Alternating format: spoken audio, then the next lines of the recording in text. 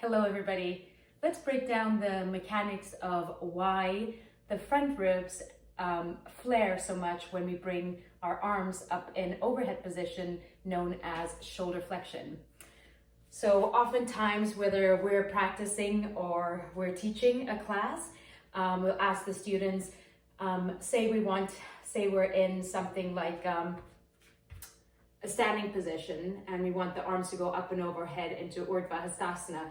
We'll ask them to reach the arms up and overhead, and oftentimes what we'll see is as they reach the arms back, the rib cage starts to pop and the lumbar spine, or the thoracic spine rather, starts to extend. So then in this position, we're not just in shoulder flexion anymore, we are actually in thoracic extension, so we're practically in a back bend. Now, if we want to do a back bend, that's totally fine.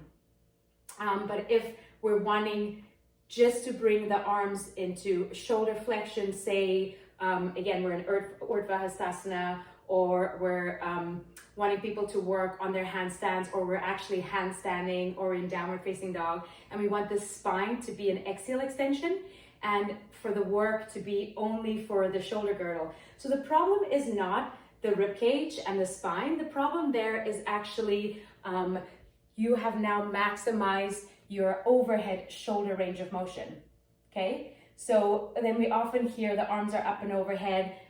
We're in, okay, let's say Urdhva Hastasana again. We're in Urdhva Hastasana, and we'll often hear pull the front ribs down. Now, if I had to compensate and borrow from my rib cage and my thoracic spine in order to get the arms back behind my ears, then it's going to be really hard to pull the front ribs down. Because with the help of the front ribs and the thoracic spine, I'm able to do that. So instead of saying pull the front ribs down, try this. Bring your student, or you for yourself, bring your hand to the front of your rib cage and then start to hinge your shoulder or your humerus, your arm bone forward, to a point of where you feel your rib cage is back into its neutral position and your thoracic spine is out of the extension. So for most of us, we're going beyond our overhead range of motion and we're having to compensate.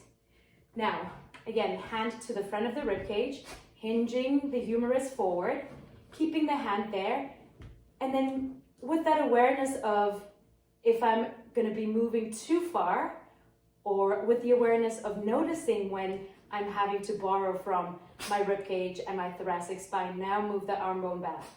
And you will run into a block or a stopping point, and that is your overhead range of motion. The same happens in our downward facing dog. So the student or yourself comes down. We're in downward facing dog, and we often see the flare of the rib cage and the pushing of the trunk towards the thigh bones. Now we're actually just moving, the arms are in a fixed position. Now we're moving the torso relative to the shoulder, versus when we're here and we're moving the shoulders relative to the fixed torso. So it's the same thing, you're just in a different position. So instead of, again, saying front ribs down, front ribs in, which we've now established is not the issue is the overhead range of motion, which is making us compensate by borrowing from other joints. So instead of saying front ribs down, move the trunk slightly forward. So you're moving the trunk relative to the arms. And you'll notice you might even get them to take one hand on the front of the rib cage. And you'll notice the shift in the rib cage.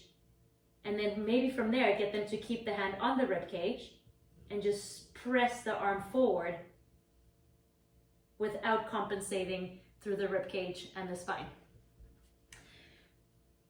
Now, our joints are meant to work together, but they're also meant to do, to be their own person as well.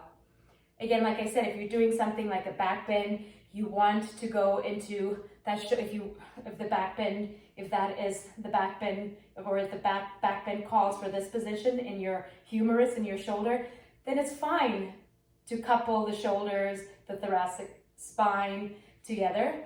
But if you're only wanting the shoulder to work, then we only want the shoulder to work. So bringing more of an awareness of how much range of motion, how much space I have until I have to borrow from other joints is going to allow us to use joints or are going to allow us to use single joints to what their job is. And if we're constantly compensating over time, the joint that we're working with is not getting any more mobile. We're creating a lot of compensatory patterns, and we don't have that awareness of where we can improve on our range of motion in order for the coupling not to happen. So as we know, often for those of us, including myself, that don't have really great overhead range of motion, if we're then trying to come into something like a handstand, we've maximized our range of motion, and now we're in this big sort of arch through our low back and extension through our lumbar spine. Okay, so thinking of maybe moving the arm bones forward a little bit more so the spine is in an axial extended position. I hope that makes sense. If it doesn't, then please let me know. And if you got something out of this, please let me know as well. Thank you so much for watching.